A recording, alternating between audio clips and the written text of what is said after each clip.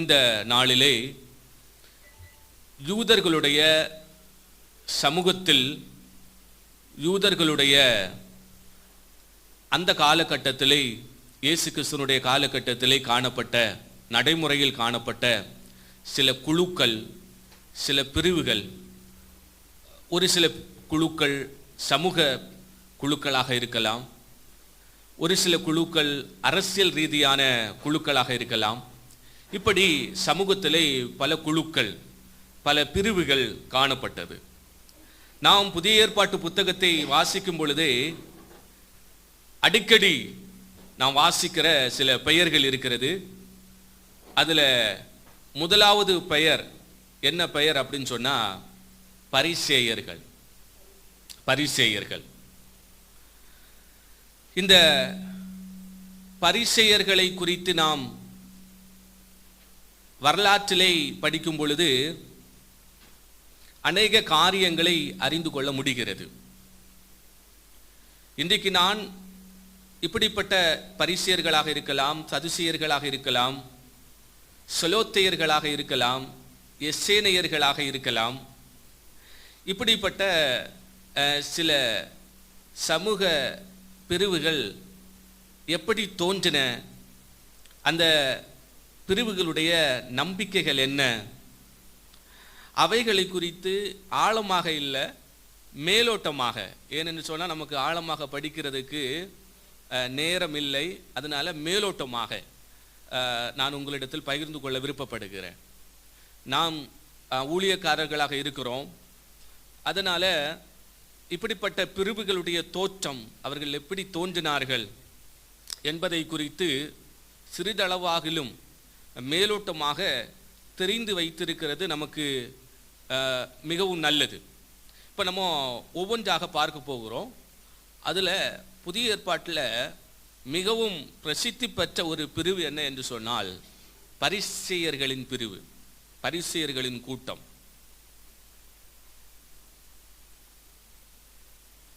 இந்த பரிசேயர் என்கிறதான இந்த வார்த்தையினுடைய அர்த்தம் என்ன என்பதை படிப்பதற்காக நாம் எபிரேய பெயரை கற்றுக்கொள்ள வேண்டும். இந்த பரிசேயர்களுக்கு எபிரேயத்தில் என்ன பெயர் கொடுக்கப்பட்டு இருக்கிறது? இந்த பரிசேயர்களுக்கு எபிரேயத்தில் என்ன பெயர் கொடுக்கப்பட்டிருக்குன்னு சொன்னா பெரிசீம் என்கிறதான ஒரு பெயர் கொடுக்கப்பட்டு இருக்கிறது. பெரிசீம், PERUSHIM,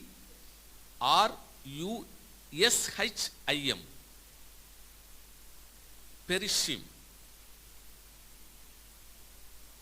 பெரிசிங் அப்படின்னு சொன்னா செப்பரேட்டட் ஒன்ஸ், அதாவது பிரித்தெடுக்கப்பட்டவர்கள், பிரித்தெடுக்கப்பட்ட ஒரு பிரிவு, பிரித்தெடுக்கப்பட்ட ஒரு கூட்டம். பரிசேயர்கள் தங்களை நாங்கள் தேவனுக்காக பிரித்தெடுக்கப்பட்டவர்கள் என்று சொல்லிக் கொள்வார்கள். சமுதாயத்திலிருந்து நாங்கள் பிரித்தெடுக்கப்பட்டவர்கள், God chosen us, ஆண்டவர் எங்களை பிரித்தெடுத்திருக்கிறார் என்று அவர்கள் சொல்லுவார்கள். அப்போ பரிசேயர்கள் என்று சொன்னாலே நீங்க இன்னும் அந்த பெயர்களை நீங்க வாசிக்கும் பொழுது பரிசேயர்கள் என்று சொன்னாலே அந்த பரிசேயர் என்கிறதான அந்த பெயருடைய அர்த்தம் பிரித்தெடுக்கப்பட்டவர்கள், பிரித்தெடுக்கப்பட்டவர்கள். இந்த பரிசேயர்களுடைய அந்த தோற்றத்தை குறித்து நாம் வரலாற்றிலே பார்க்கும் பொழுது நாம் பழைய ஏற்பாட்டு புத்தகங்களை படிக்கிறோம். பழைய ஏற்பாட்டு புத்தகத்தில் பரிசேயர் என்கிறதான ஒரு பிரிவை பார்க்க முடியாது. ஆனால் புதிய ஏற்பாட்டு புத்தகத்திலே பரிசேயர் என்கிறதான ஒரு பிரிவை பார்க்க முடிகிறது, ஒரு குழுவை, ஒரு கூட்டத்தை பார்க்க முடிகிறது. அப்போ பழைய ஏற்பாட்டு புத்தகம் மல்கியா தீர்க்கதரிசனம் வரைக்கும் அங்கே பரிசேயர்கள் இல்லை. ஆனா புதிய ஏற்பாடு துவங்கும் பொழுது புதிய ஏற்பாட்டின் புத்தகங்களில் பரிசேயர்கள் இருக்கிறார்கள். அப்போ பழைய ஏற்பாட்டுக்கும் புதிய ஏற்பாட்டுக்கும் அந்த இடைப்பட்ட காலத்துல தான் இந்த பரிசேய கூட்டம் தோன்றி இருக்கிறது. இது நாம் வரலாற்றிலே படிக்கும் பொழுது கிமு 2வது நூற்றாண்டு, அதாவது கிறிஸ்துவுக்கு முன் 2வது நூற்றாண்டுல தான் தோராயமாக கிமு 167 134க்கும் இந்த இடைப்பட்ட வருடங்களில தான் இந்த பரிசேயர்களுடைய இந்த பிரிவு தோன்றினதாக வரலாற்று ஆய்வுகள் கூறுகின்றன. கிமு 167க்கும் 134க்கும் இடைப்பட்ட இந்த காலகட்டத்தில் தான் இந்த பரிசேய இந்த பிரிவு தோன்றினதாக வரலாற்றில் பார்க்க முடிகிறது. இப்போ நம்ம கிமு 167 அந்த ஆண்டுகளை குறித்து, அந்த ஆண்டுகளில் நடந்த முக்கியமான நிகழ்வுகளை, சம்பவங்களை நம்ம வரலாற்றில் படிக்கும் பொழுது ஹாஸ்மோனியன் என்கிறதான ஒரு குடும்பம், ஒரு ஆசாரிய குடும்பம், அந்த குடும்பம் சீரியா அரசனுக்கு எதிராக ஒரு புரட்சி செய்கிறது. இந்த சீரிய அரசனுக்கு எதிராக ஏன் புரட்சி செய்தார்கள், எதற்காக இந்த குடும்பம் யூதர்களிடத்திலிருந்து ஒரு பெரிய ஒரு செல்வாக்கை பெற்று ஒரு பெரிய யூதர்கள் கூட்டத்தை திரட்டி கொண்டு எதற்காக சீரியா அரசனிடம் புரட்சி செய்ய வேண்டும், யுத்தம் செய்ய வேண்டும் என்பதை குறித்து இந்த வகுப்புல அடுத்த ஒரு பகுதி இருக்கிறது. அதில் நான் தெளிவாக உங்களிடத்தில் பகிர்ந்து கொள்வேன். அப்போ இந்த வருடம் 167 இந்த வருடம் ஒரு யூதர்களுடைய புரட்சியான ஒரு வருடம் என்று சொல்லலாம். ஹாஸ்மோனியன் என்கிறதான ஒரு குடும்பம், ஆசாரிய குடும்பம், அவருடைய பேர் மத்தத்தியா. இப்ப இவர் ஒரு பெரிய புரட்சியை செய்கிறார். மத்தத்தியாவை குறித்து நான் தெளிவாக அடுத்த பகுதியில் பேசுவேன். இப்போ இந்த புரட்சியில தான், இந்த காலகட்டத்தில் தான் இந்த பரிசேயர்கள் தோன்றி இருக்கிறார்கள் என்று வரலாற்று ஆய்வுகள் நமக்கு தருகிறது. இந்த காலகட்டம் என்று சொல்லும் பொழுது இந்த கிரேக்க கலாச்சாரம் அதிகமாக பரவி இருந்த ஒரு காலகட்டம். இந்த பரிசேயர்கள் எந்த பிரிவில் இருந்து அல்லது எந்த குழுவில் இருந்து அல்லது எந்த ஒரு மார்க்க பின்னணியத்திலிருந்து உருவாயிருக்க கூடும் என்ற கேள்விக்கு ஹெசிடீம் என்கிறதான ஒரு பிரிவு இருக்கிறது. ஹெசிடீம், HASIDIM, ஹெசிடீம் என்று சொன்னால் புனிதமானவர்கள் என்ற அர்த்தம். ஹெசிடீம் என்று சொன்னால் புனிதமானவர்கள். அப்போ வேத வல்லுநர்கள் என்ன சொல்லுகிறார்கள் என்று சொன்னால், இந்த பரிசேய பிரிவு ஹெசிடீம் என்கிறதான இன்னொரு பிரிவில் இருந்துதான் தோன்றியிருக்க அதிக வாய்ப்பு உள்ளதாக கூறுகிறார்கள். அப்போ இதுதான் பரிசேயர்களுடைய தோற்றம், அவர்கள் தோன்றின ஒரு சிறிய ஒரு கண்ணோட்டம் என்று நாம் சொல்லலாம். இனி இந்த பரிசேயர்களை குறித்து வேத ஆசிரியர்கள் அநேக கருத்துக்களை வைக்கிறார்கள். நான் இப்போ சொன்ன அதற்கு ஆதாரமாக அநேக கருத்துக்களை வைக்கிறார்கள். அதுல யூத வரலாற்று ஆசிரியர் என்று சொன்னாலே மிகவும் பிரசித்தி பெற்றவர், புகழ் பெற்றவர் ஜோசபஸ் குறித்து நீங்க கேள்விப்பட்டிருப்பீங்க. சர்ச் ஃபாதர் என்று அறியப்படுகிறாரு, சிறந்த சரித்திர ஆசிரியர் என்று அறியப்படுகிறாரு. ஜோசிபியஸ், JOSEPHUS,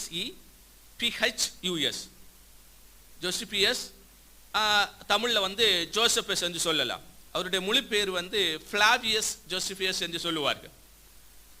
அப்ப இவர் வந்து ஒரு மிகவும் உயர்ந்த ஒரு புத்தகத்தை எழுதியிருக்கிறாரு. அந்த புத்தகத்தினுடைய பெயர் antiquities of the Jews. Antiquities of the Jews. அந்த புத்தகத்தில் என்ன எழுதியிருக்கிறார் அப்படின்னு சொன்னா, பரிசேயர்கள் ஹாஸ்மோனியர் மன்னர் புரட்சி செய்த அந்த காலகட்டத்தில் அந்த ஹாஸ்மோனிய அந்த குடும்பத்தில் இருந்து, அந்த வம்ச வழியிலிருந்து பின் வந்த யோவான் ஹர்கெனஸ் ஒன்று, அதாவது முதலாம் யோவான் ஹர்கெனியஸ் ஒன்று, அவருடைய காலகட்டம் கிமு 134 இருந்து 104. இந்த காலகட்டத்தில் இந்த பரிசேயர்களுடைய ஆதிக்கம் மிகவும் முக்கியத்துவம் வாய்ந்ததாக இருந்ததாக ஜோசபஸ் வந்து குறிப்பிடுகிறார். ஜோசபஸ் குறிப்பிடுகிறார். அதாவது இந்த பரிசேயர்கள், இந்த பிரிவு எதற்காக தோன்றின என்று சொன்னால், நம்ம புதிய ஏற்பாட்டை படிக்கும் பொழுது பரிசேயர்களை குறிச்சதான வித்தியாசமான கண்ணோட்டம் நமக்கு இருக்கும். ஏன்னா இயேசு கிறிஸ்துனுடைய மிகப்பெரிய கண்டனமே இவர்களுக்கு எதிராக தான். இவர்கள் மாய்மலக்காரர்கள் என்று இயேசு கிறிஸ்து சொல்லுகிறார். நீண்ட அங்கிகள் என்ன செய்வாங்க, தரித்து கொண்டு எல்லாரும் பார்க்கும்படிக்கு நீண்ட ஜெபம் செய்கிறவர்கள் என்று சொல்லி கடும் கண்டனத்தை இயேசு கிறிஸ்து இவர்களுக்கு எதிராக வைக்கிறார். ஆனால் இந்த பரிசேயர்களுடைய துவக்கத்தை குறித்து நாம் படிக்கும் பொழுது, இந்த கூட்டம் தொடங்கினதுக்கு என்ன நோக்கம் அப்படின்னு சொன்னா, தேவன் மோசேயின் மூலமாக இஸ்ரவேல் ஜனங்களுக்கு, அதாவது யூதர்களுக்கு கொடுத்த அந்த நியாயப்பிரமாணத்தை பாதுகாக்கணும். தேவன் மோசேயின் மூலமாக யூதர்களுக்கு கொடுத்த நியாயப்பிரமாணத்தை, சுருக்கமாக சொன்னா வேதத்தை என்ன செய்யணும், பாதுகாக்கணும். அந்த காலகட்டத்தில்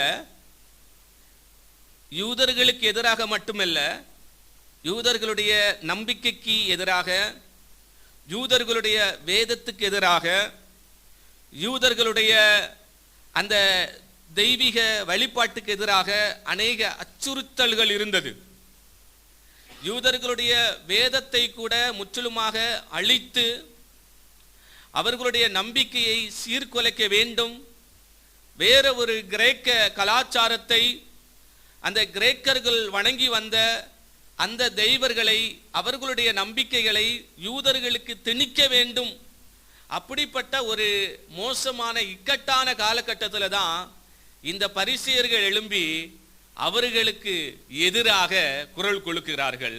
அது மட்டுமல்ல, வேதத்தை பாதுகாக்கிறார்கள், வேத வசனங்களை கற்றுக் கொடுக்கிறார்கள். அப்ப என்ன நோக்கத்துக்காக பரிசேயர்கள் தோன்றினார்கள்? நல்ல நோக்கம். என்ன நோக்கத்துக்காக தொடங்கினார்கள்? அவங்களுடைய துவக்கம் மிகவும் நல்ல நோக்கமாக தான் துவங்கினது.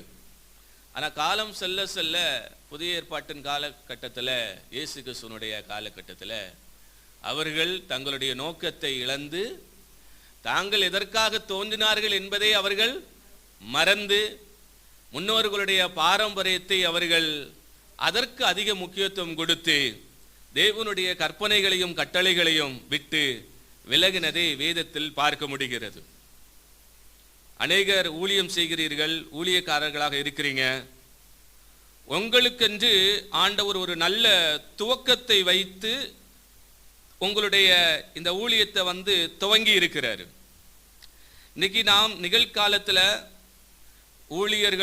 ஊழியர்களுடைய அழைப்பு, ஊழியர்களுடைய அர்ப்பணிப்பு, ஊழியர்களுடைய தரிசனம், இவைகளெல்லாம் குறித்து படிக்கும் பொழுது அவர்களுடைய துவக்கம் வந்து மிகவும் மிகவும் அருமையாக இருக்கும். விசுவாசத்தினால துவங்கி இருப்பாங்க, தேவ கிருபையில் துவங்கி இருப்பாங்க, தேவனுடைய கொடுத்த அந்த அபிஷேகத்தில் துவங்கி இருப்பாங்க, பயபக்தியில் துவங்கி இருப்பாங்க. ஆனால் அவர்கள் சில காலங்கள் சென்ற பிறகு அவங்களுடைய அந்த ஊழியத்தினுடைய அந்த முடிவை நாம் பார்க்கும் பொழுது பரிதாபமாக தான் இருக்கிறது. அப்ப இதே போலதான் பரிசேயர்கள். துவக்கம் மிகவும் நன்றாக இருந்தது.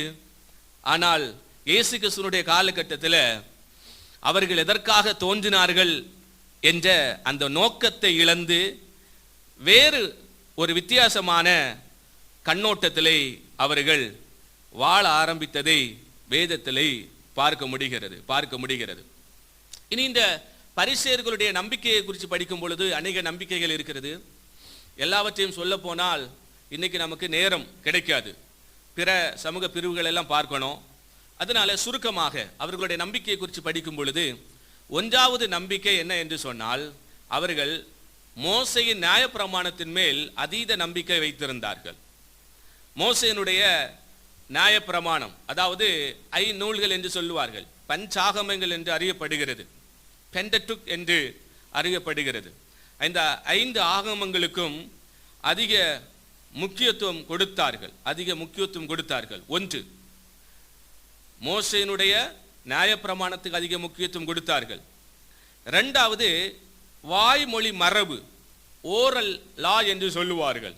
அதே எபிரேயத்தில் மிஸ்னா என்று சொல்லுவார்கள். அவர்களுடைய நம்பிக்கை என்ன என்று சொன்னால், மோசேயின் மூலமாக கர்த்தர் அறிவித்த அந்த கட்டளைகள், அந்த கற்பனைகள் வேதத்தில் எழுதியிருக்கிறவைகள் மட்டுமல்ல, வேதத்தில் எழுதப்படாத வாய்மொழியாக தேவன் மோசேக்கு கற்றுக் கொடுத்த அநேக கட்டளைகள் இருக்கிறது, அநேக வார்த்தைகள் இருக்கிறது என்று சொல்லி அவர்கள் அந்த ஓரல் லா, அதாவது வாய்மொழி மரபு என்று சொல்லுவார்கள், அதன் மேல் அவர்கள் நம்பிக்கை வைத்திருந்ததை பார்க்க முடிகிறது. இனி அடுத்து அவர்களுடைய நம்பிக்கையை, முக்கியமான நம்பிக்கையில ஒரு நம்பிக்கை என்ன என்று சொன்னால், உயிர்த்தெழுதல், மரித்த பிறகு ஒரு மறுவாழ்வு உண்டு என்று சொல்லி அவர்கள் நம்பினார்கள்.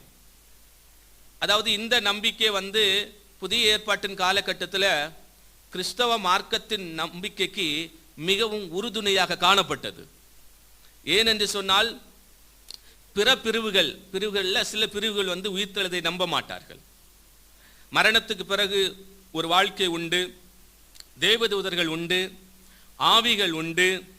இப்படி இந்த மரணத்துக்கு பிறகு, அதாவது ஸ்பிரிச்சுவல் வேர்ல்டு என்று சொல்லுவார்கள், அந்த ஆவிக்குரிய ரிலத்தில் உள்ளவைகளை நம்ப மாட்டார்கள். ஆனால் பரிசேயர்கள் அப்படி அல்ல. பரிசேயர்கள் இவைகளை நம்புகிறவர்கள். பரிசேயர்கள் இதன் மேல நம்பிக்கை வைத்திருந்ததை பார்க்க முடிகிறது. இனி அடுத்து பரிசேயர்களுடைய ஒரு முக்கியமான எதிர்பார்ப்பு என்ன என்று சொன்னால், பரிசேயர்கள் மேசியாவை எதிர்பார்த்தார்கள்.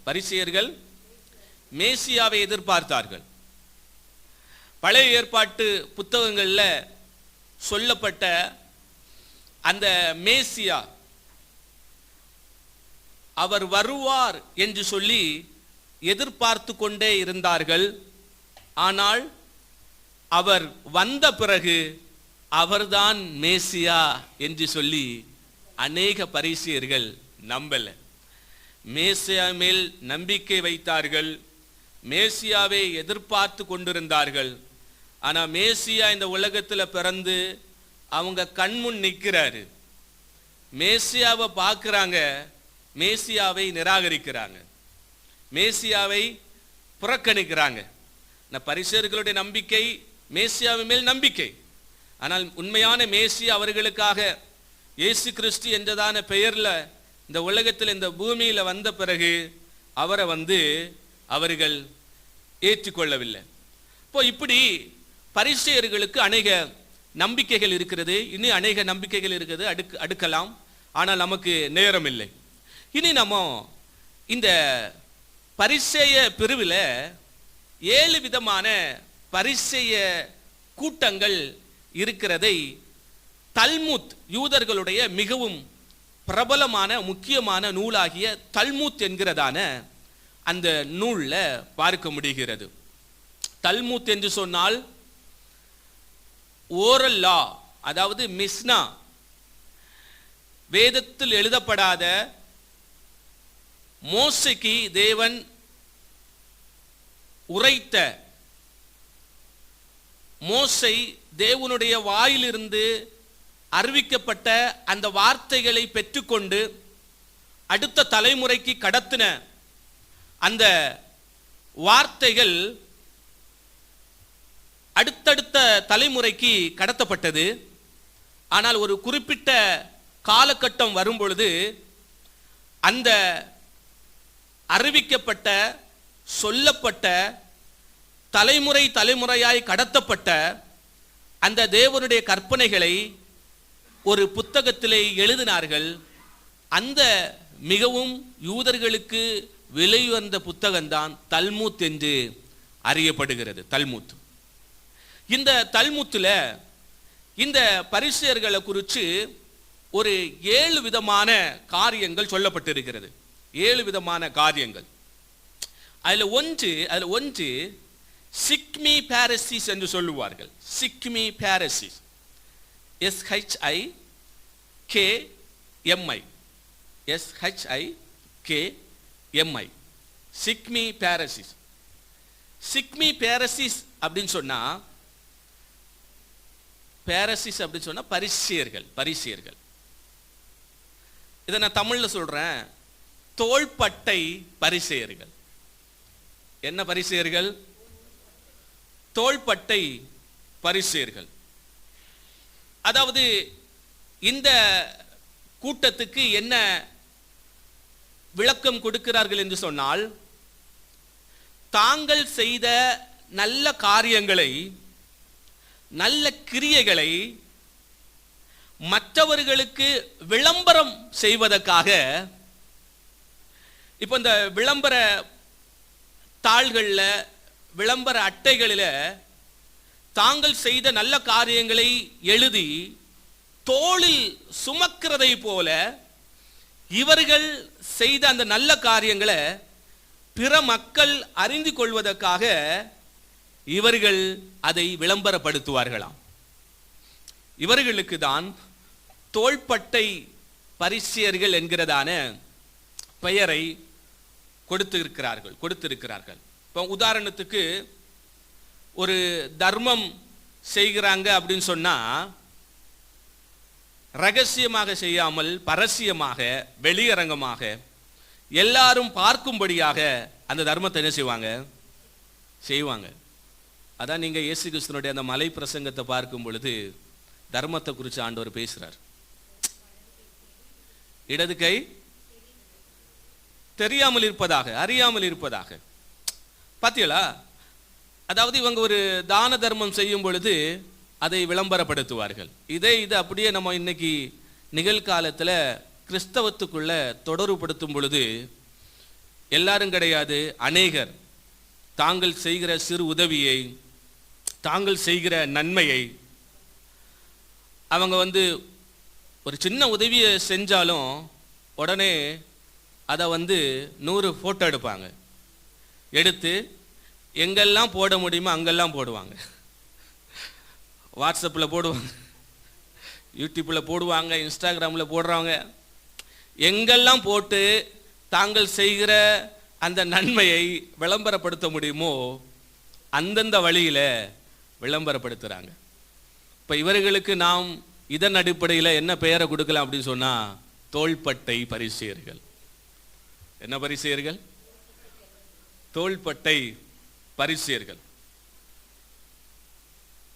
அதாவது நீங்க மத்தேயு சுவிசேஷம் 23வது அதிகாரம் அதனுடைய 5வது வசனத்தை வாசிக்கும் பொழுது அங்க என்ன சொல்லப்பட்டிருக்கு? மத்தேயு சுவிசேஷம் 23வது அதிகாரம் அதனுடைய 5வது வசனம், தங்கள் கிரியைகளை எல்லாம் மனுஷர் காண வேண்டும் என்று செய்கிறார்கள். போதும், இதை போதும். தங்கள் கிரியைகளை எல்லாம் மனுஷர் காண வேண்டும் என்று செய்கிறார்கள். வில்லியம் பார்க்லே என்கிறதான ஒரு தலை சிறந்த தியோலஜியன் இந்த வசனத்தை ஆதாரமாக வைத்து உண்மையாகவே இப்படிப்பட்ட பரிசேயர்கள், அதாவது விளம்பரப்படுத்துகிற பரிசேயர்கள், தோள்பட்டை பரிசேயர்கள் என்று சொல்லி அவரே அந்த காரியத்தை அவருடைய புத்தகத்தின் மூலமாக எழுதி வெளிப்படுத்தி இருக்கிறதா பார்க்க முடிகிறது. இப்ப இதிலிருந்து நாம் என்ன கற்றுக்கொள்ள வேண்டும்? இயேசு கிறிஸ்து நன்மை செய்கிறவராக சுற்றி திரிந்தார். தன்னை விளம்பரப்படுத்துவராக அவர் சுற்றி திரியவில்லை. இயேசு கிறிஸ்து எங்கே என்ன செய்யல? தன்னை விளம்பரப்படுத்தல. யோவான் சுவிசேஷம் 7வது அதிகாரத்தை படிக்கும் பொழுது சகோதரர்கள் வந்து சொல்றாங்க, நீங்க செய்கிற இந்த அற்புதங்கள், இந்த அடையாளங்கள் எல்லாம் எங்க செய்யலாம்? வெளியில செய்யலாமே. ஒரு 4 பேர் பார்க்கும்படிக்கு செஞ்சா என்ன, பிரபலமாகலாம் அப்படின்னு சொல்றாங்க. ஆனா இயேசு கிறிஸ்து என்ன செஞ்சாரு?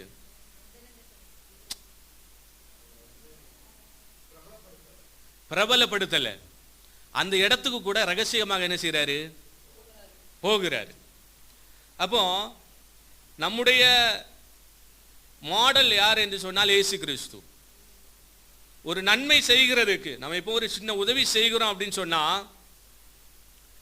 நேரமே சொன்னது போல நம்முடைய வலது கை செய்கிறதை இடது கை அறியக்கூடாது. நாம் ஒரு உதவியை செய்யும் பொழுது நம்முடைய இடது புறத்தில் உள்ள ஒரு சகோதரன சகோதரியோ அதை பார்க்க கூடாது. அப்படிப்பட்ட ஒரு முறையில செய்யணும். அதான் ஆண்டவருடைய ஒரு விருப்பம். ஆனா இந்த தோள்பட்டை பரிசேயர்கள் அப்படி அல்ல, விளம்பரத்துக்காகவே நன்மை செய்கிறவர்கள். இன்னைக்கு விளம்பரத்துக்காகவே நன்மை செய்கிறவர்கள் பெருகிவிட்டார்கள். தங்களை பிரபலப்படுத்துவதற்காக உதவி செய்கிறவர்கள் பெருகிவிட்டார்கள். தங்களுடைய ஸ்தாபனத்தை விளம்பரப்படுத்துவதற்காக நன்மை செய்கிறவர்கள் பெருகிவிட்டார்கள். அதனால நாம் ஒருவருக்கு உதவி செய்யும் பொழுது அதை தேவன் எப்படி நமக்கு உதவி செய்ய வேண்டும் என்று கூறியிருக்கிறாரோ அதன்படி செய்கிறது நல்லது என்று சொல்லி இந்த தோள்பட்டை பரிசேயர்கள் மூலமாக அறிந்து கொள்ள முடிகிறது. 2வது கூட்டம், இந்த பரிசேயர்களுடைய 2வது கூட்டம் என்ன கூட்டம் அப்படின்னு சொன்னா, காத்திருக்கும் பரிசேயர்கள். காத்திருக்கும் பரிசேயர்கள் நிக்ஃபை பாரசீஸ் என்று சொல்லுவார்கள். நிக்ஃபை, NIKFI, நிக்ஃபை பாரசீஸ், காத்திருக்கும் பரிசேயர்கள்.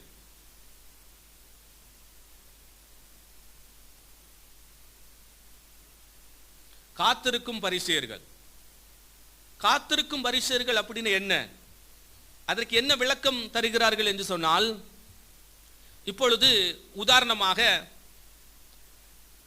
இந்த பிரிவில் உள்ள பரிசேயர்கள் ஜபத்தை ஏறெடுக்கும் பொழுது, ஜபத்தை செய்யும் பொழுது என்ன செய்வார்கள் என்று சொன்னால்,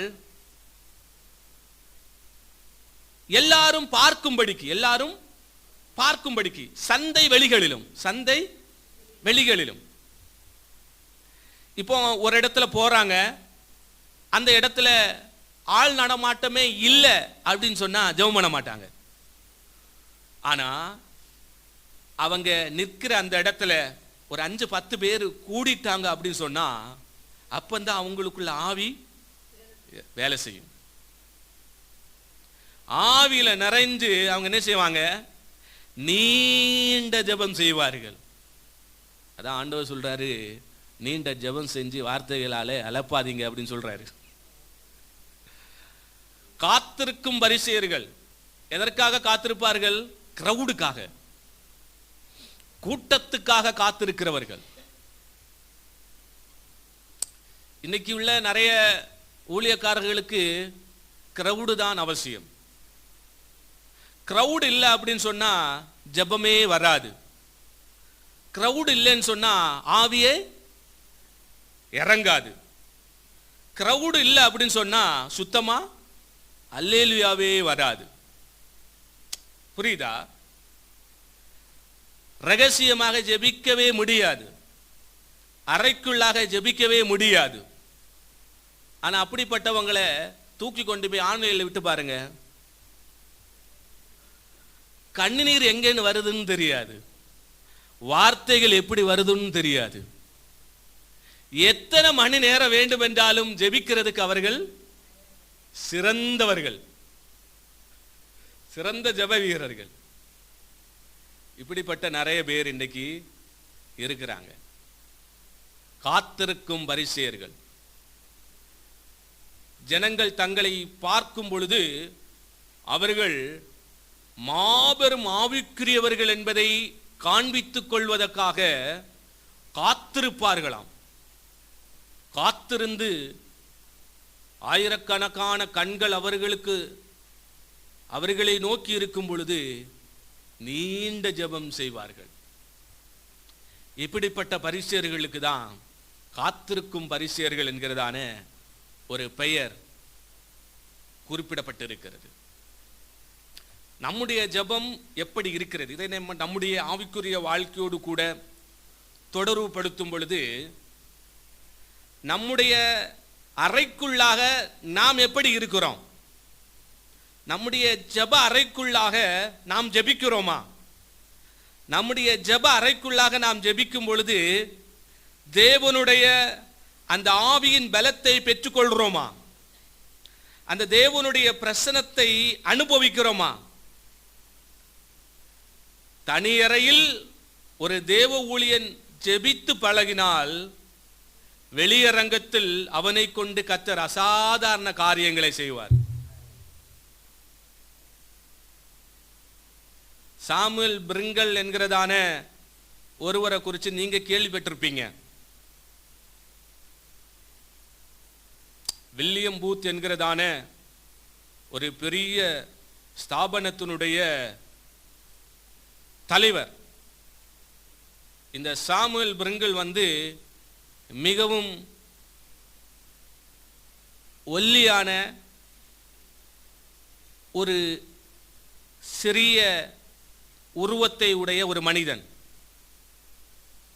ஒரு நாளைக்கு வில்லியம் பூத்துடைய வீட்டுடைய அந்த கதவை தட்டி கொண்டிருக்கும் பொழுது வில்லியம் பூத்து கதவை திறந்தார். கதவை திறந்து பார்த்தா மெல்லிய உருவம் கொண்ட ஒரு வாலிபன். பார்க்கிறதுக்கு அவ்வளவு அழகும் இல்லை, சௌந்தரியம் இல்லை, சாதாரணமான ஒரு வாலிபன். அந்த வாலிபன் அவரை நோக்கி, ஐயா, எனக்கு ஒரு ஊழியம் உங்கள் ஸ்தாபனத்தில் தர முடியுமா அப்படின்னு கேட்கும்போது முதலாவது அவர் மறுத்தார். மிகவும் சோர்வோடு அந்த வாலிபன் கடந்து சென்றான். மறுபடியும் ஒரு நாள் அவருடைய அந்த டோரை தட்டுறாரு. வில்லியம் பூத்து திறந்து பார்க்கும் பொழுது அதே வாலிபன், மெல்லிய தோற்றம். எதற்காக மீண்டும் வந்தாய்? வாலிபன் சொல்லுகிறான், எனக்கு ஒரு ஊழியம் தர வேண்டும்.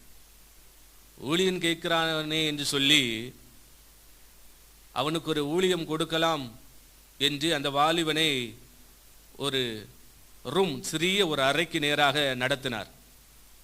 அந்த அறைக்குள்ளாக அந்த வாலிபன் போய் பார்க்கும் பொழுது அநேக செருப்புகள், ஷூஸ்.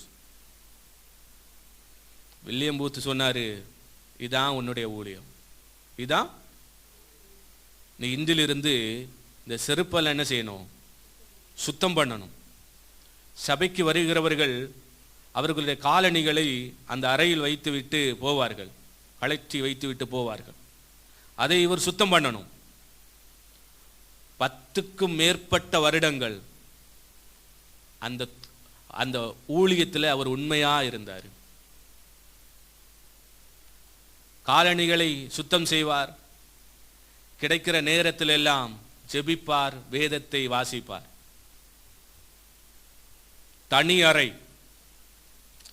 பல வருடங்கள் ஜெபத்தில் அவர் நேரத்தை கழித்தார்.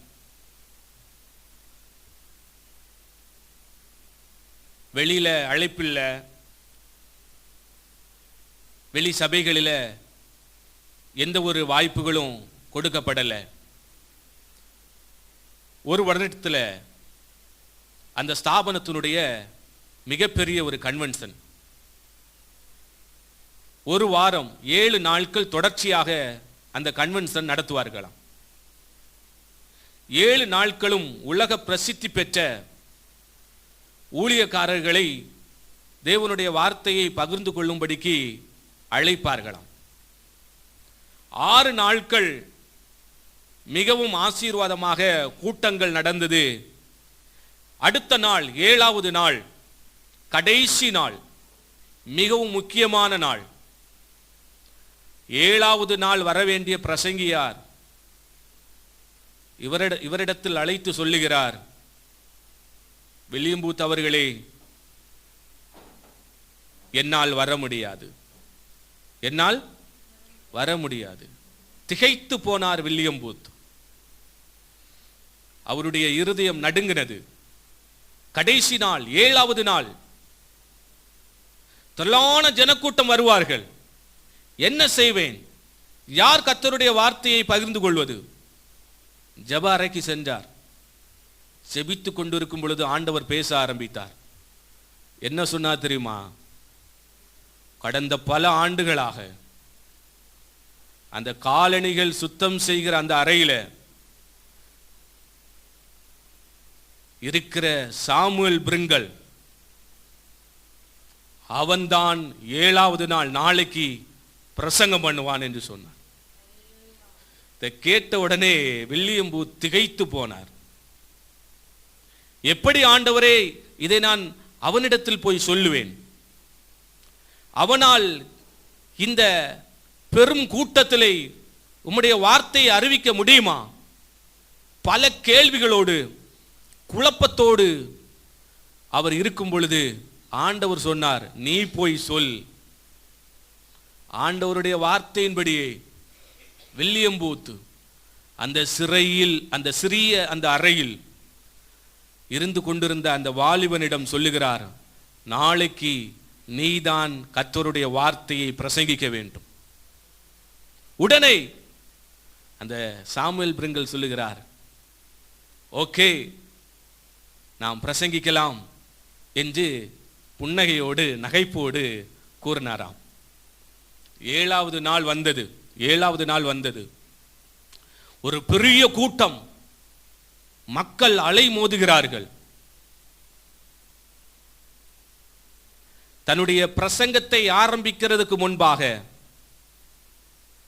அனைவரையும் கண்களை மூட செய்து ஜெபம் செய்யலாம் என்று சொல்லி இவரும் கண்களை மூடி, அப்பா பிதாவே, பரலோகத்தின் தேவனே என்று சொல்லி ஜெபிக்க ஆரம்பிக்கும் பொழுதே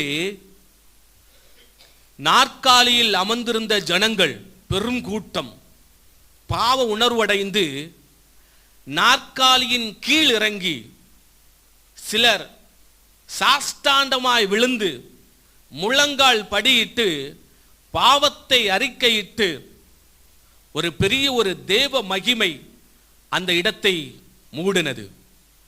இவர் கண்ணை திறந்து பார்க்கும் பொழுது நாற்காலியில யாரும் இல்லை. பயந்து போனார்.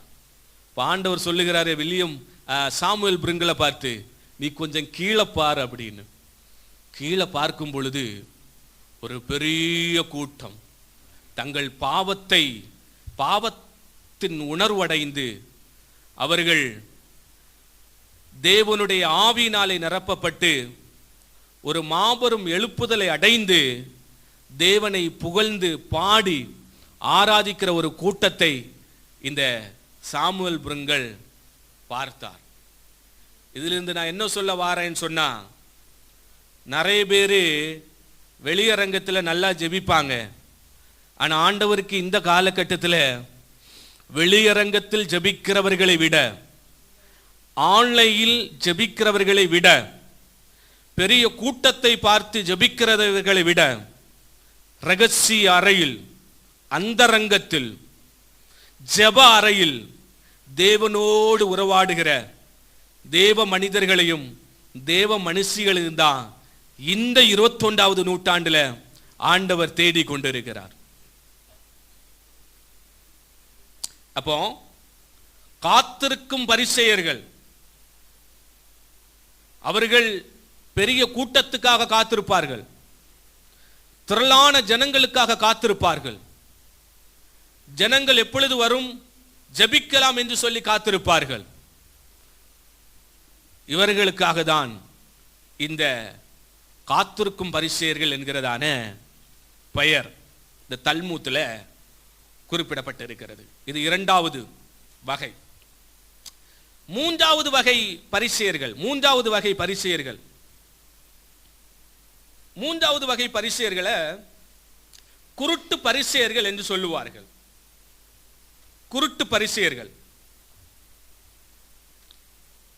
கிசாய் பாரசிஸ், KIZAI, குருட்டு பரிசேயர்.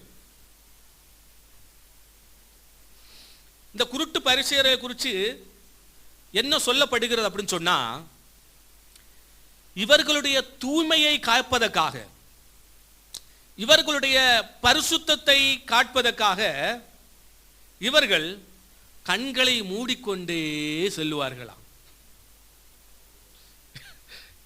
என்ன என்ன என்ன செய்வார்கள்? கண்ணை மூடிட்டே செல்லுவார்களாம். இப்போ எதிர ஒரு பெண் வரும் பொழுது உடனே கண்ணை மூடுவார்களாம்.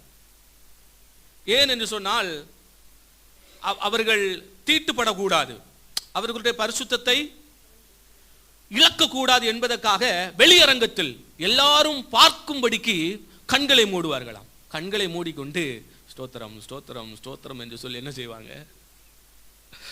நடப்பாங்களாம். நடந்து நடந்து நடந்து ஏதாவது ஒரு தடைகளிலேயோ சுவர்லையோ போய் மோதி முட்டினாலும் கூட இவர்கள் கண்களை திறக்க மாட்டார்களாம். அப்படிப்பட்ட குருட்டு பரிசேயர்கள், குருட்டு பரிசேயர்கள். நீங்க இந்த மத்தேயு சுவிசேஷம் 23வது அதிகாரத்தை நீங்க வாசிக்கும் பொழுது குருட்டு என்கிறதான வார்த்தை அநேக முறை வரும். குருடரான வழிகாட்டிகளே என்று சொல்லுவார் பாருங்க. குருட்டு பரிசேயர்கள், அதாவது இவர்களுடைய தூய்மையை பரிசுத்தத்தை காத்துக்கொள்வதற்காக வெளியரங்கத்திலே நடிப்பவர்கள், வெளியரங்கத்தில் நடிப்பவர்கள். நாங்கள் தூய்மையான வாழ்க்கை வாழ்கிறோம் என்று வெளியரங்கத்திலே சொல்லிக் கொள்வதற்காக தூய்மையான வெள்ளை ஆடைகளை என்ன செய்வாங்க? அணிவார்கள்.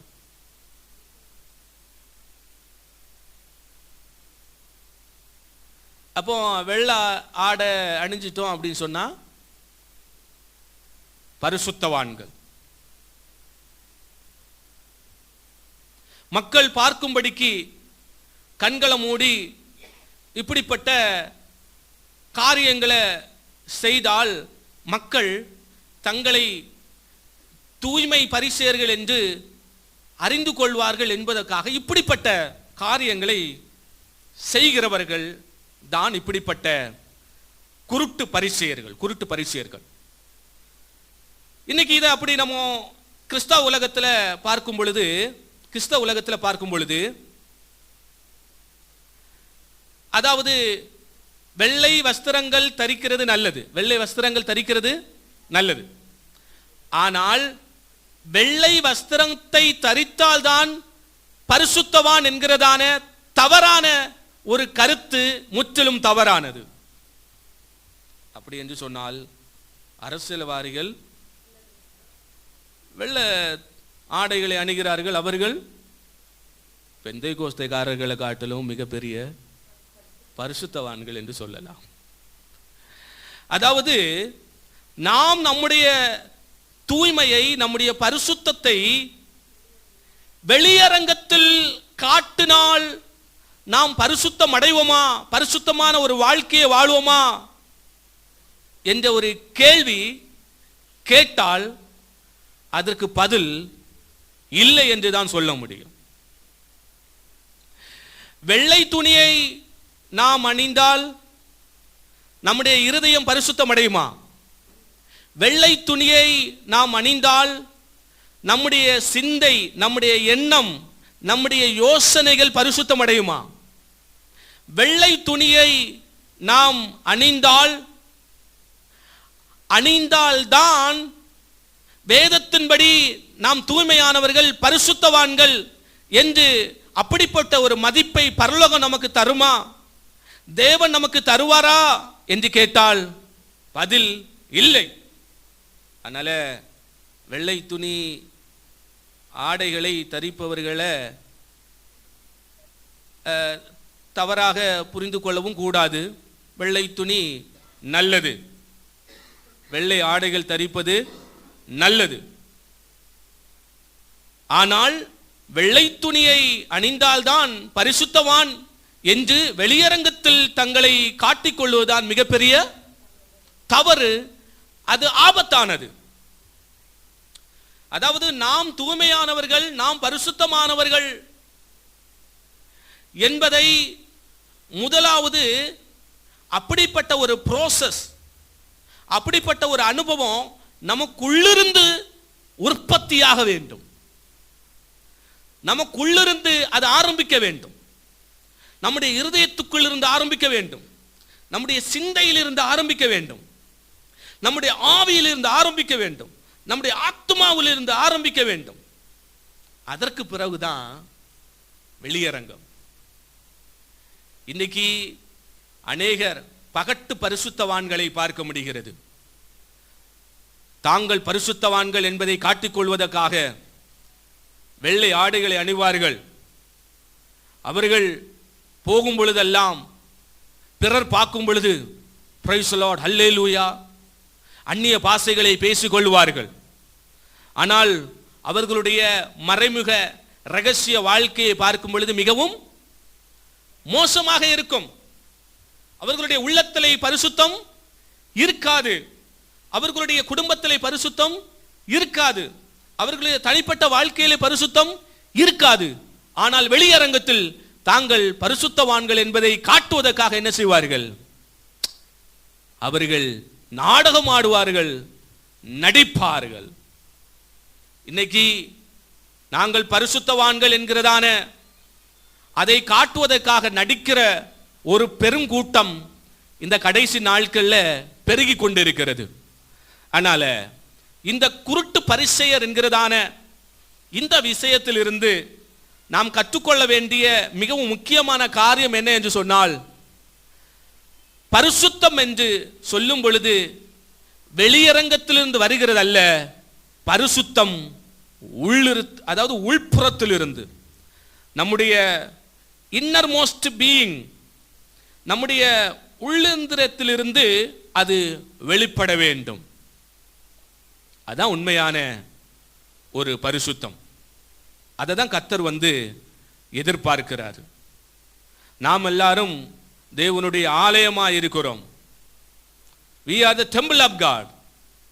பரிசுத்த ஆவியானவர் நமக்குள்ளே வாசம் பண்ணுகிறார். அப்ப அந்த பரிசுத்த ஆவியானவருக்கு நாம் இடம் கொடுத்தால் மட்டுமே பரிசுத்த ஆவியானவர் நம்முடைய உள்ளார்ந்த மனிதனுக்குள்ளாக, நம்முடைய இருதயத்துக்குள்ளாக ஒரு பரிசுத்தத்தை தர முடியும். அப்படி நமக்குள் ஒரு பரிசுத்தம் உண்டானது என்று சொன்னால் அந்த பரிசுத்தமே வெளியரங்கத்தில் ஆண்டவர் என்ன செய்வார்? வெளிக்கொணர்ந்து காட்டுவார். அப்போ குருட்டு பரிசேயர்கள். நான்காவது பரிசேயர்கள் அவர்களுடைய பேர் குனிந்த தலை பரிசேயர். வேகமாக போகலாம், பேசிக்கொண்டா இதுலயே நிற்கிறது போல தான் இருக்கு. ஏன்னு சொன்னா நமக்கு சுருகிய நேரம் தான் இருக்கிறது. நான்காவதாக குனிந்த தலை பரிசேயர், டுக்கி பாரசிஸ் என்று சொல்லுவார்கள். DUKI, டுக்கி பாரசிஸ், குனிந்த தலை பரிசேயர்கள். அதாவது குனிந்த தலை பரிசேயர்கள் என்ற பிரிவை குறித்து நாம் படிக்கும் பொழுது, எதற்காக குனிந்த தலை பரிசேயர்கள் என்று அறியப்படுகிறார்கள் என்று சொன்னால், சோதனைகளுக்கு தப்பும்படிக்கு இவர்கள் குனிந்தே செல்லுவார்களாம். சோதனைகளுக்கு தப்பும்படிக்கு குனிந்தே செல்வார்களாம், குனிந்து நடப்பார்களாம்.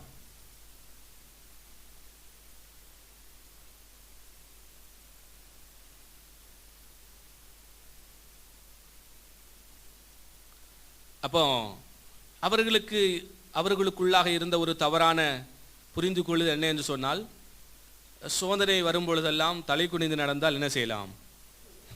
தப்பிக்கலாம்.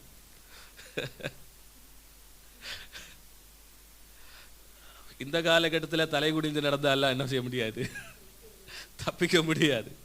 தலை குனிஞ்சு நடந்தாலும் சோதனை வரும், தலை நிமிர்ந்து நடந்தாலும் சோதனை வரும். சோதனையை மேற்கொள்ளணும் அப்படின்னு சொன்னா அந்த பரிசுத்த ஆவியானவருக்கு இடம் கொடுக்கணும். நம்முடைய இயேசு கிறிஸ்து சோதனையை செய்தார், சோதனையை மேற்கொண்டார். இயேசு நமக்குள்ளாக இருக்கணும். அவர் சோதனையை மேற்கொண்டார். அதனால் சோதனையை மேற்கொள்ளக்கூடிய அந்த பலனையும் அவர் நமக்கு என்ன செய்வார்? தருவார். அதனால சோதனையை மேற்கொள்வதற்காக தலை குனிந்தோ, சோதனையை மேற்கொள்வதற்காக பல காரியங்களை செய்ய வேண்டிய அவசியம் இல்லை. சிலருக்கு பெரிய சோதனை இந்த மொபைல் போன். பெரிய சோதனை மொபைல் போன்.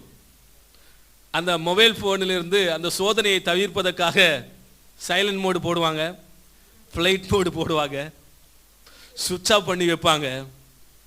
சைலண்ட் மோடு போட்டாலும் ஃப்ளைட் மோடு போட்டாலும் சுவிட்ச் ஆஃப் பண்ணி வைத்தாலும் இருதயத்தை இருக்குல்ல, இருதயம் என்ன செய்யும்? சிந்தனை என்ன செய்யும்? ஃபோனை எடு, ஃபோனை எடு, ஃபோனை எடு. ஃபஸ்ட்டு இருதயத்தில் சைலண்ட் மோடை போடணும். ஃப்ளைட் மோடை எங்கே போடணும்? இருதயத்தில் போடணும். இருதயத்தில் ஃபஸ்ட் என்ன செய்யணும்? சுவிட்ச் ஆஃப் பண்ணணும். அப்படி நம்ம இருதயத்தில் செய்ய வேண்டியதை செய்தால் மட்டும்தான் வாட்ஸ்அப்பில் இருந்து அதிலிருந்து வருகிற சோதனையிலிருந்து தப்புவித்துக் கொள்ளலாம். ஆன்லைன் மோசடி, அதிலிருந்து தப்பித்துக் கொள்ள வேண்டுமா?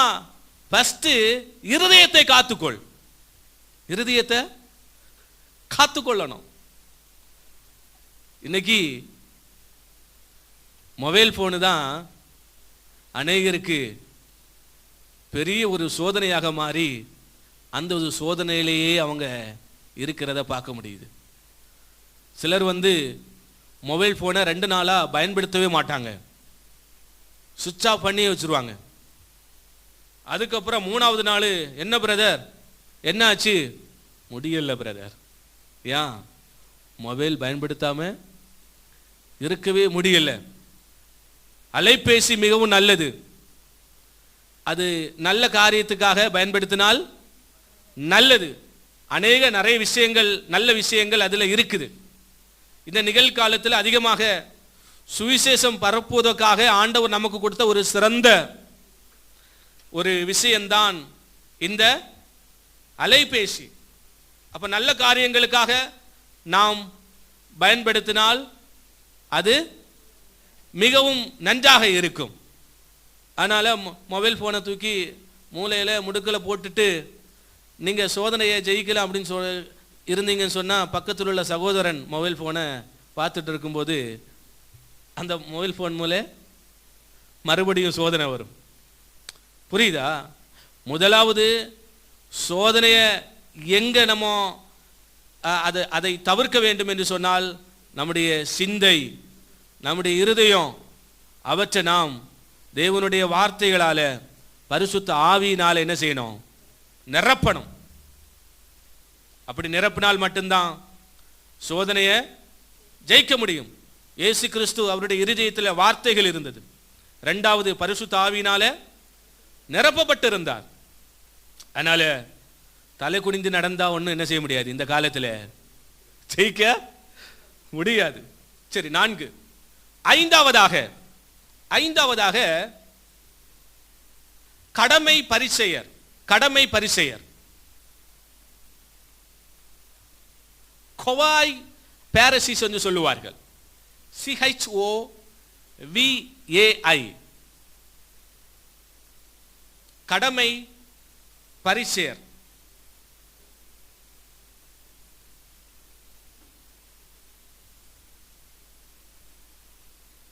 கடமை பரிசேயர்கள் என்று சொல்லும் பொழுது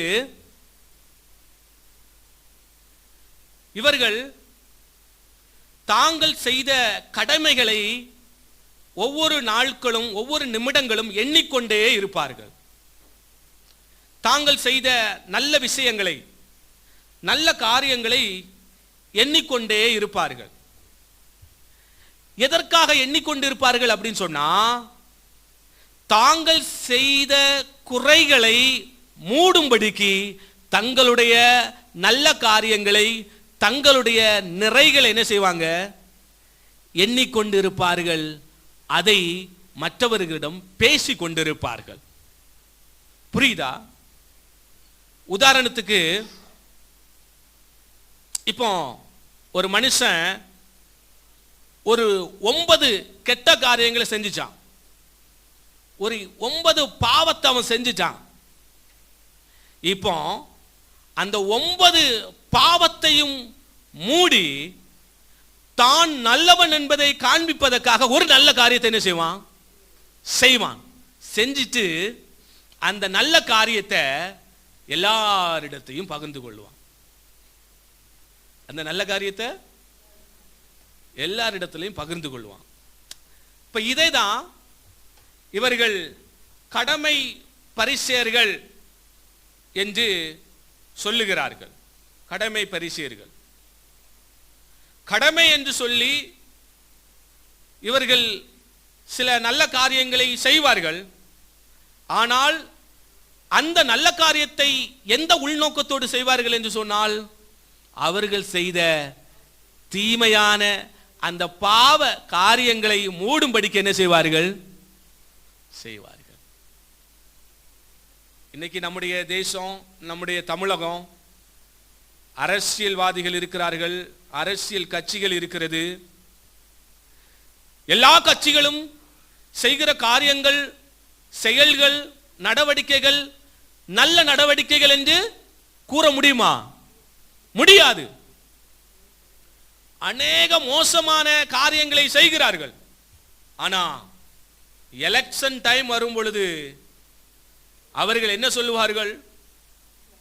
நாங்கள் உங்களுக்காக இதை செய்தோம், பெண்களுக்காக மாதம் மாதம் 1000 ரூபாய் வழங்கினோம், இலவச வாகன வசதி ஏற்படுத்தி கொடுத்தோம்,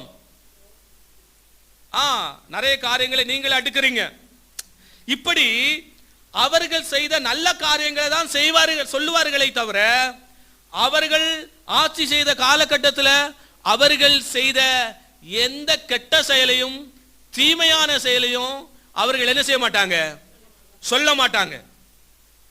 எதற்காக இந்த நல்ல காரியங்கள் சொல்றாங்க தெரியுமா? மக்கள் அவர்கள் செய்த தீமையான காரியத்தை மறக்கணும், மறுபடியும் அவர்களுக்கு ஓட்டு போடணும். இது ஒரு சிறிய உதாரணம். இப்படிப்பட்ட பரிசேயர்கள் தான் கடமை பரிசேயர்கள். கடமை பரிசேயர்கள் கடமைக்கென்று செயல்களை என்ன செய்வார்கள்? கடமைக்கென்று செயல்களை செய்து தாங்கள் செய்த தீய காரியங்களை அப்படியே மக்களுடைய கண்களுக்கு முன்பாக மறைப்பார்கள். இனி ஆறாவதாக தேவனுக்கு பயந்த பரிசேயர்கள். தேவனுக்கு பயந்த பரிசேயர்கள்,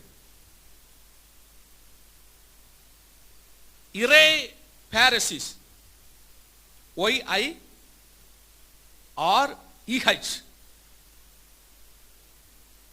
கடவுளுக்கு OIREH, தேவனுக்கு பயந்த பரிசேயர்கள். இவர்களை குறித்து என்ன சொல்லப்படுகிறது சொன்னா, இவர்கள் தேவனுக்கு பயப்படுகிறவர்கள். ஆனா அந்த பயமே தவறான கண்ணோட்டத்தில் பயப்படுகிற ஒரு பயம். இவர்கள் தேவன் தங்களுக்கு கட்டளையிட்ட அந்த கடமைகளை செய்வதற்காக இவர்கள் என்ன செய்வார்கள் என்று சொன்னால், தேவனுக்கு பயப்படுவார்களாம்.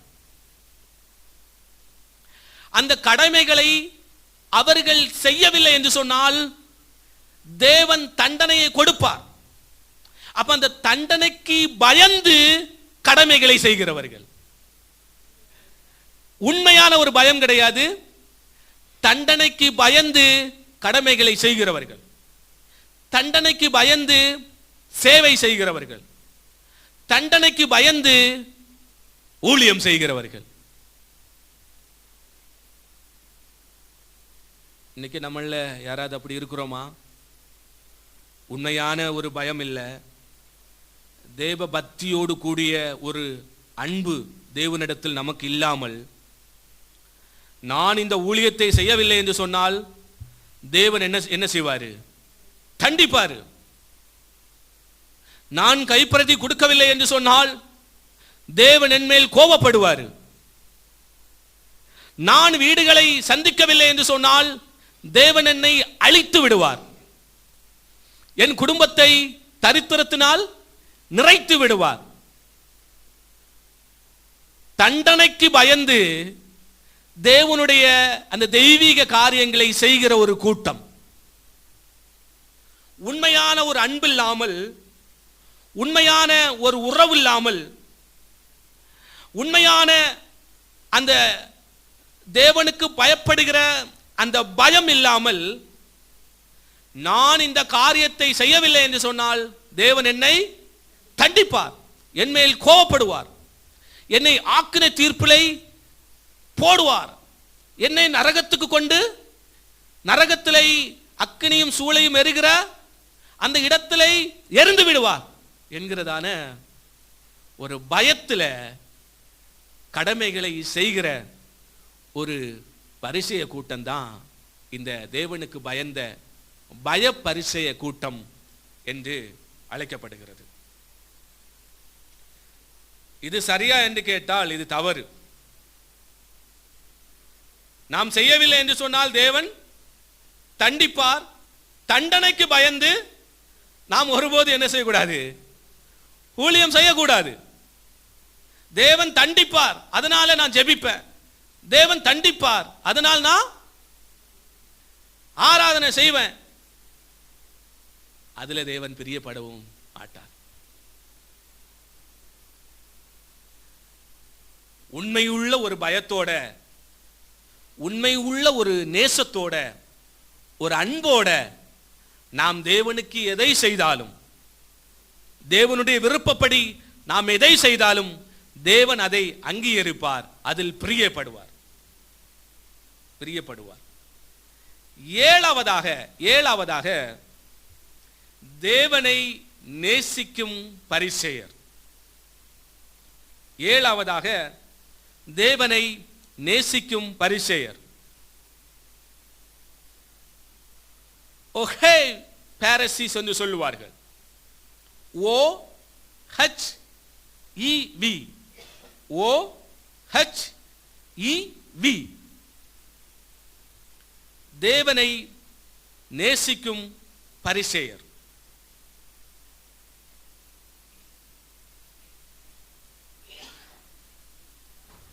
இந்த 7 வகை பரிசேயர்களில் இந்த பரிசேயர்கள் தான் உண்மையான பரிசேயர்கள் அப்படின்னு சொல்லிட்டு வேத ஆசிரியர்கள் சொல்லுகிறார்கள். எடர்சீம் என்கிறதான ஒரு ஆசிரியர் இந்த வகை பரிசேயர்களை பார்த்து என்ன சொல்றார் அப்படின்னு சொன்னா, இந்த வகை பரிசேயர் உண்மையான ஆவிக்குரிய பக்தியை வெளிப்படுத்துகிறார்கள். ஆனால் இயேசுவின் காலத்தில் இத்தகைய பரிசேயர்கள் மிகவும் குறைவாகவே இருந்தனர் என்று சொல்லுகிறார். இந்த வகை பரிசேயர்கள் உண்மையான ஆவிக்குரிய பக்தியை வெளிப்படுத்துகிறார்கள். ஆனால் இயேசுவின் காலத்தில் இத்தகைய பரிசேயர்கள் மிகவும் குறைவாகவே இருந்தார்கள் என்று சொல்லுகிறார். அந்த ஆசிரியருடைய பெயர் EDER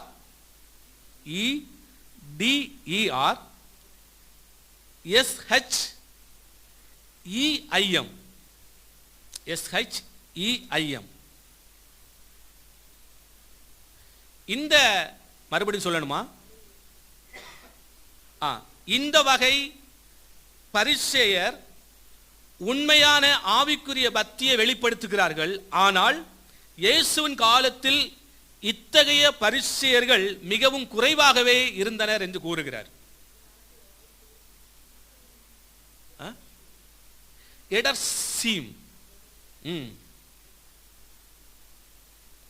இப்போ இந்த வகை பரிசேயர்கள்ல ஒருவர் தான் நமக்கு தெரிஞ்ச யாரு?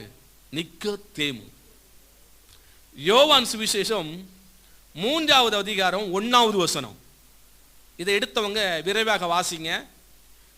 இன்னும் ஒருத்தவங்க யோவான் சுவிசேஷம் 7வது அதிகாரம் 50வது வசனம்.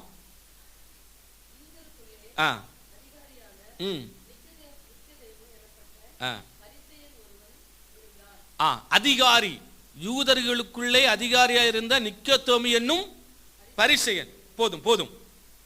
இந்த சம்பவம் உங்களுக்கு தெரியும். ஒரு நாளைக்கு இரவில் வருகிறார், இயேசுவை சந்திக்கிறார், அநேக காரியங்களை விவாதம் செய்கிறார். அதுக்கப்புறம் அவர் என்ன செய்யறாரு? திரும்பி போறாரு. ஆனா இந்த நிக்கோதேமுவை குறித்து நாம் படிக்கும் பொழுது இன்னொரு வசனம், 7வது அதிகாரம் 50வது வசனம். ராத்திரியிலே அவரிடத்தில் வந்தவனும் அவர்களில் ஒருவனுமாகிய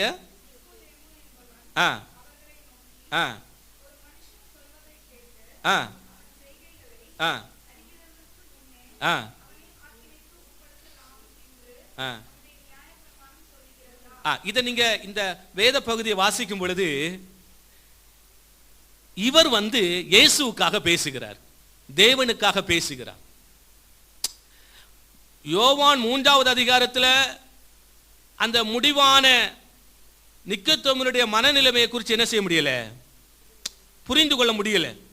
ஆனா 7வது அதிகாரம் 50-51 வசனங்களை வாசிக்கும் பொழுது அந்த வேத பகுதியை வைத்து கொண்டு நமக்கு ஒரு காரியம் புரிந்து கொள்ள முடிகிறது. இந்த நிக்கோதேமுக்குள்ளாக யோவான் சுவிசேஷம் 3வது அதிகாரம் 1வது வசனத்தில் அந்த 3வது அதிகாரத்தில் நடந்த அந்த உரையாடலின் மூலமாக இயேசு அவனுக்கு பகிர்ந்தளித்த அந்த ஜீவனுள்ள வசனத்தின் மூலமாக அவனுக்குள்ளாக ஒரு மாற்றம் ஏற்பட்டிருக்கிறதை பார்க்க முடிகிறது. அப்ப இந்த வசனத்தை பார்க்கும் பொழுது அவனுக்கும் தேவனுக்கும் இடையே உள்ள ஒரு உறவு, ஒரு அன்பு.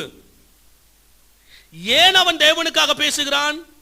ஏன் என்று சொன்னால் தேவனுடைய அன்பு அவனுடைய இருதயத்துக்குள்ளாக இருக்கிறது.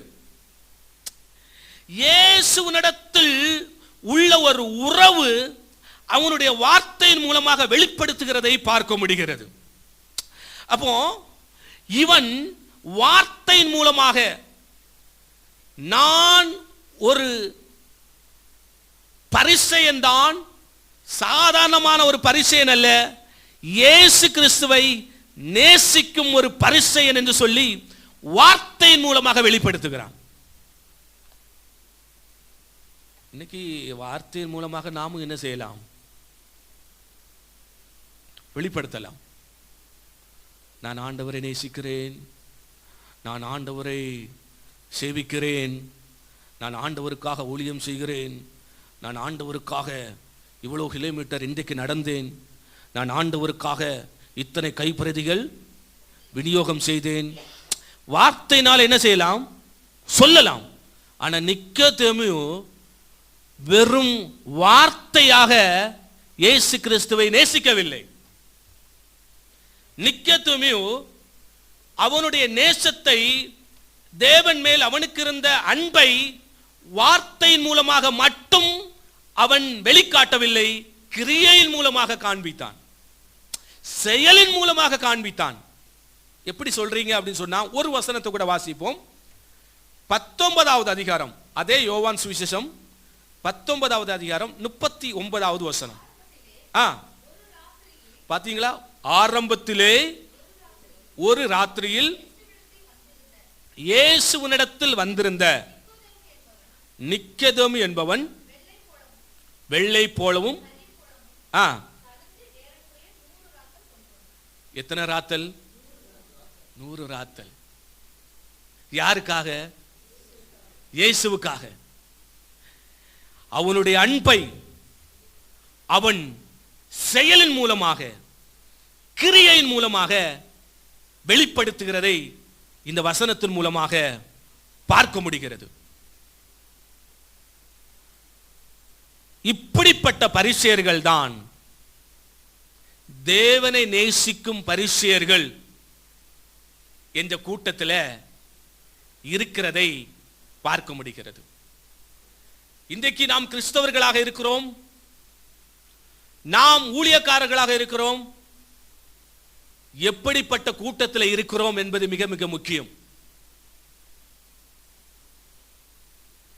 பரிசேயர்கள்ல 7 வகை பரிசேயர்கள். ஒன்றாவது தோள்பட்டை பரிசேயர்கள். நாம் தோள்பட்டை பரிசேயர்கள் கூட்டத்தில் இருக்கிறோமா? காத்திருக்கும் பரிசேயர்கள், காத்திருக்கும் பரிசேயர்கள் கூட்டத்தில் இருக்கிறோமா? குருட்டு பரிசேயர்கள், குருட்டு பரிசேயர்கள் கூட்டத்தில் நாம் இருக்கிறோமா? குனிந்த தலை பரிசேயர்கள், குனிந்த தலை பரிசேயர்கள் கூட்டத்தில் நாம் இருக்கிறோமா? கடமை பரிசேயர்கள், கடமை பரிசேயர்கள் கூட்டத்தில் நாம் இருக்கிறோமா? தேவனுக்கு பயந்த பரிசேயர்கள், தேவனுக்காக ஊழியம் செய்யவில்லை என்று சொன்னால் அவர் என்னை தண்டிப்பார், அந்த தண்டனைக்கு பயப்பட்டு அந்த ஒரு கூட்டத்திலே நாம் இருக்கிறோமா? இல்லை என்று சொன்னால் கடைசியாக தேவனை நேசிக்கும் உண்மையான நிக்கோதேமை போல தேவனுக்காக உண்மையாகவே குரல் கொடுக்கிற, தேவனுக்காக பேசுகிற, தேவனுக்காக தன்னுடைய கிரியையின் மூலமாக தான் கொண்டிருக்கும் அன்பை வெளிப்படுத்துகிற நிக்கோதேமை போன்ற இந்த தேவனை நேசிக்கும் பரிசேயர் கூட்டத்தில் இருக்கிறோமா என்று நாம் கொஞ்சம் சிந்திக்க வேண்டும். அப்போ நம்ம இந்த செக்ஷன்ல பரிசேயர்களுடைய தோற்றம், பரிசேயர்களுடைய நம்பிக்கைகள், 7 வகை பரிசேயர்களை குறித்து நம்ம பார்த்தோம். இப்பொழுது ஒரு சிறிய இடைவேளைக்கு பிறகு நாம் மறுபடியும் இதே இந்த சமூக பிரிவுகளின் அடிப்படையில் தொடர்ந்துள்ள புதிய ஏற்பாட்டு புத்தகத்திலே கூறப்பட்டிருக்கிற அந்த குழுக்களை, அந்த பிரிவுகளை குறித்து நாம் படிக்கலாம். சிறிய ஒரு இடைவெளிக்கு பிறகு நாம் மீண்டும் சந்திக்கலாம். ஆண்டவர் உங்களை ஆசீர்வதிப்பாராக.